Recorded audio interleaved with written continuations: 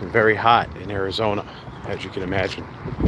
Today I want to talk about niche marketing, niche videos. Everyone hears the word niche. Do you really know what it means? Basically, it's defining your audience, defining your expertise, making content around that.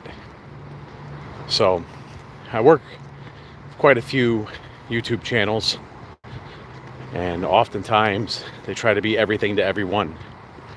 That's kind of a flawed strategy. Oftentimes it's rooted in chasing vanity metrics, chasing views, likes, subscriptions. And you can listen to any of these YouTube guys and they'll tell you views, subscriptions, all that type of stuff, comments. Comments are actually better than views and subscribers. That shows you're actually getting people to engage.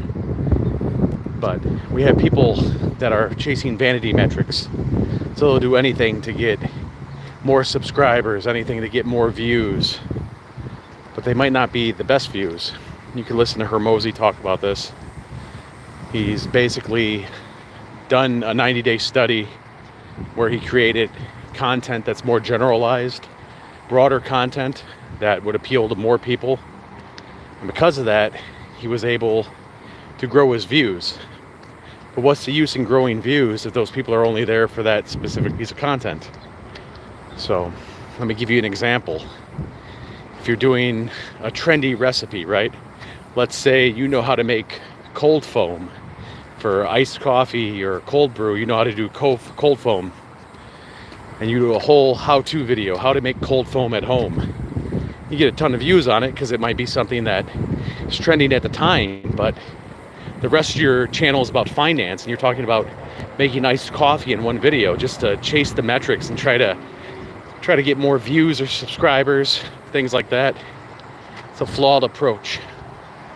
It's definitely not fruitful if you're trying to make money on YouTube. It's not fruitful. And you'll kind of notice something, criticize myself a little bit here.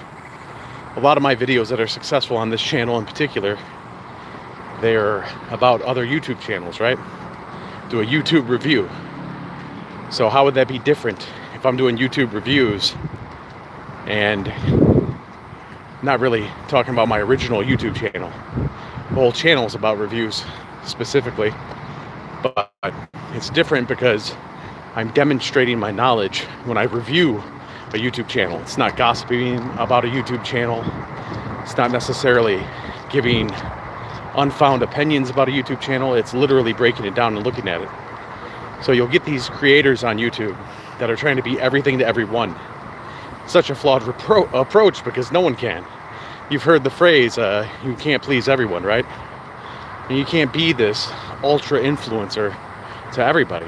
It's going to be polarizing at some point, but the point of the itch of your niche, right? That's the name of this live, is you need to find your niche first so you can scratch that itch, the niche itch.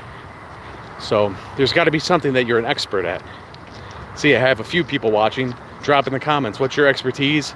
I can tell you right now how to market that on YouTube. Doesn't matter. You could troll me and say something negative as an expertise, and I'll still tell you how to market it. Because everything's marketable on YouTube, especially if you're coming from a place of authenticity and passion and expertise. It's when you're lacking those three components, expertise, passion, and authenticity, you could do well with just two of them. You could do marginally okay average with one of them. That didn't feel good. I haven't been walking in the park in a while. Forgot that branch was there. Basically, the authenticity, passion, and expertise, nobody can beat that. No one will ever beat that. So if you're watching right now and you want to know how to market your expertise, your passion on YouTube, I can tell you right now how to do it authentically. That's the thing about winning on YouTube. It's always the same formula. It's just you're putting different components in. It's really just attention, interest, decision, action. I've never seen it fail if executed properly. But you need those things in order to connect with the audience and also find your niche. That's what this video is about. So, I mean, I'm just looking around. I see parking lots, right? So let's talk about cars. If you're an expert mechanic, are you gonna make a video about how to cook good tailgating chili? You're not going to do that. But If someone's chasing vanity metrics, they might do that. I mean, if your expertise is working on Hondas, are you going to make a video about a new Audi that's coming out? That's crossing into different niche. Now, in the general niche, you'd be touching automotive, right? That's the general niche there.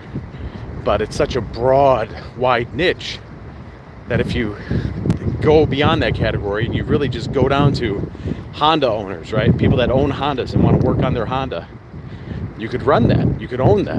And if you're trying to make money on YouTube, that's where you're going to convert. So it won't matter if you have 50,000 views on a video if none of those views convert to sales, if sales is your goal on YouTube, which to myself, that's always the goal, is conversions. Always the goal. I mean, if you want to be an entertainer, I don't know, you want to chase the vanity metrics for your own brain chemical pursuits, dopamine, you can do that. And then my advice is no good for you, because you should just chase the trends and do all that stuff. Top 3 wrestlers: Hulk Hogan. Sorry, I don't think about wrestling that much. I like Hulk Hogan, Ric Flair, and The Rock, I guess. I don't think about wrestling too much, though. I guess you could throw Bret Hart and all that in there too, but that's another niche, right? You could start a wrestling channel. Okay, so who's gonna watch your wrestling channel? What makes your channel unique? It's there's a guy named Sean Views who has a wrestling channel, and he does really well. He watches this channel sometimes, and he's got his unique perspective. So people tune in to see what he thinks about the current state of professional wrestling, right? But let's say you don't watch wrestling like me. Well, my angle would be this. If I was trying to promote a channel for myself in pro wrestling, I would go ahead and record myself watching modern wrestling, because I'm out of touch and I don't watch it, and film my reactions to it. So it'd be something pretty interesting to see how a lapsed fan actually reacts to it. Oh, you like the shirt, bro? Yeah. Some people don't like this shirt when it's on live. I think it's 50-50. It's polarizing. But I like to dress as if I'm in Vice City all the time. So it might just be Phoenix, but this is Vice City. Vice City shirt. So wrestling's a big niche on YouTube, obviously. I have a wrestling fan here watching. He or she probably saw some of my wrestling videos. But that's within my niche. And my niche is YouTube SEO, YouTube marketing. But I crossed over into wrestling because I've seen some of these wrestling channels, they don't really do too well with their SEO. And, specifically Ohio Valley Wrestling. I don't say that with any type of disdain or insult meant by that. I want to see everybody win. I don't want to see anyone lose. But I will be revisiting OVW. So I have a friend of mine that works over there, anonymously, reached out to me. And they want me to review the OVW YouTube channel. So look for that coming up in the coming weeks on this channel. And I'll just say this. If you're talking about niche, wrestling itself is niche, right? So then imagine how niche is independent wrestling. And the sad thing is this. I'll call it sad because I feel like it was a missed opportunity. OVW was on Netflix. And for a time, they were the talk of YouTube, that wrestlers documentary series. I watched it. It was great. It actually kind of helped launch my channel a little bit.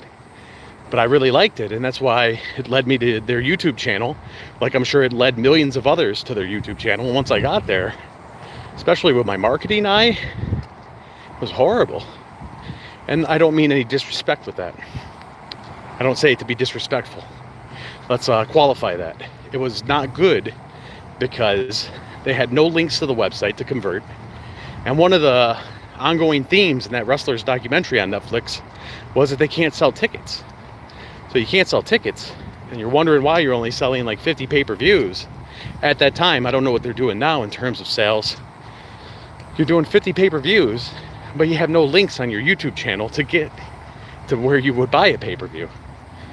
That's not a good strategy, especially when you're in a niche market, and you're a niche within the niche, meaning you're a small fish in that big market.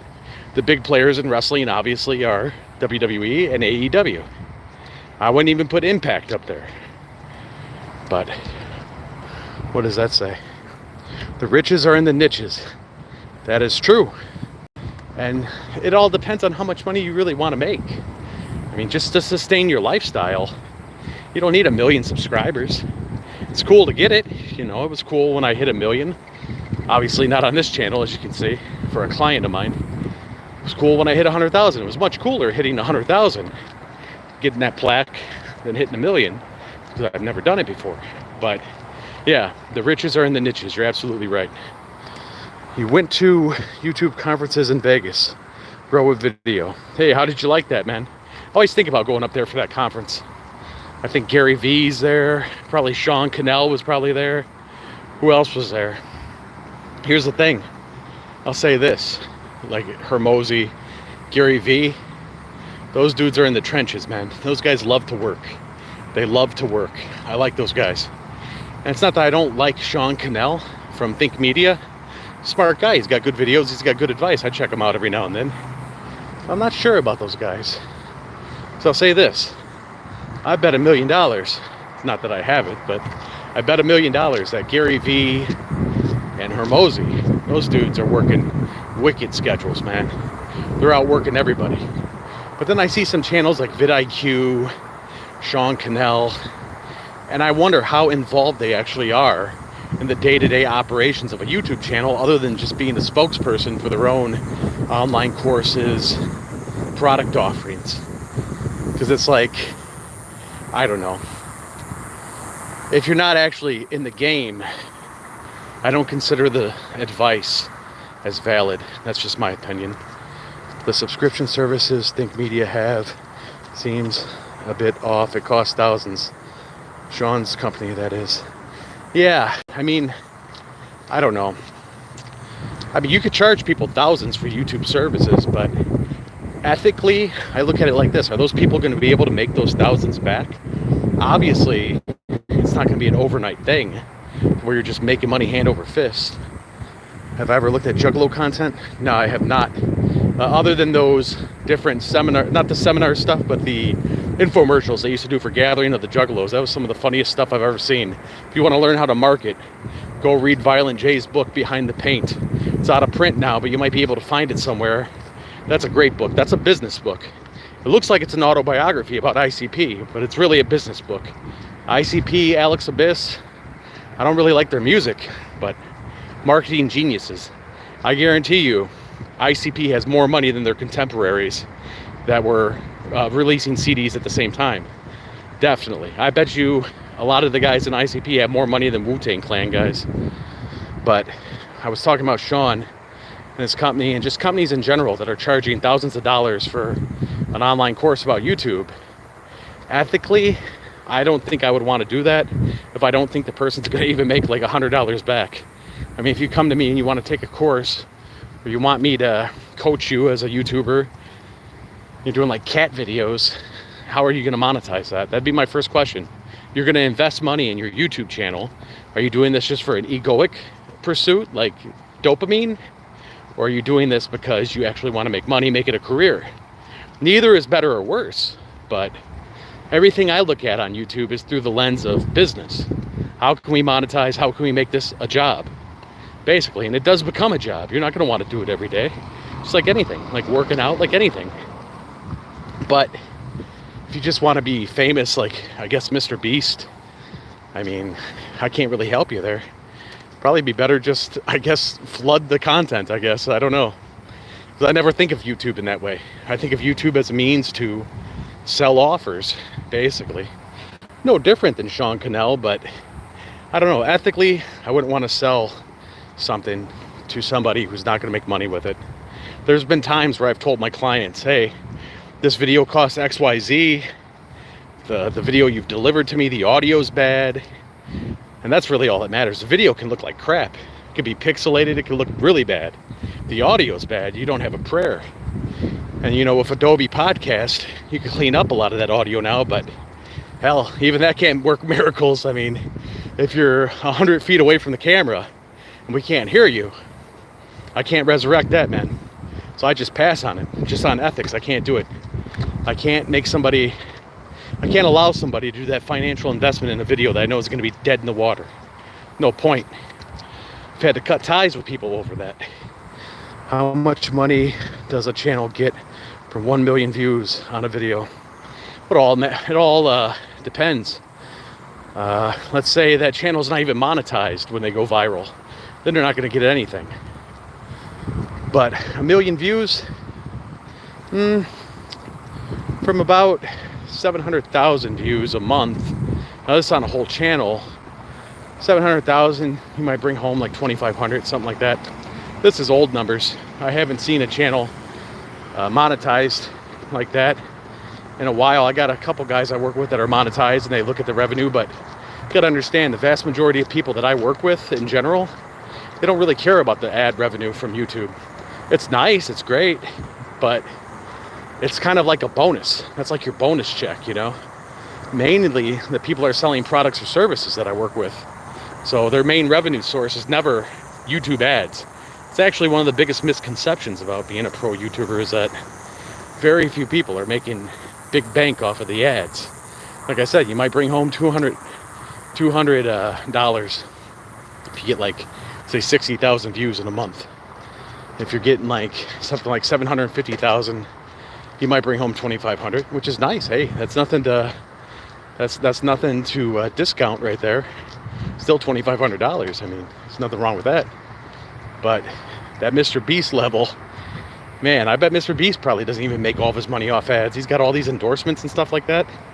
That's just the omnipresent example that I'm using right now. But the point is, you don't have to be that big to make money on YouTube.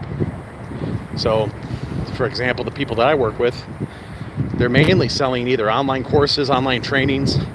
I work with a lot of sports channels where these different players offer kind of lessons online, either pickleball lessons, golf lessons.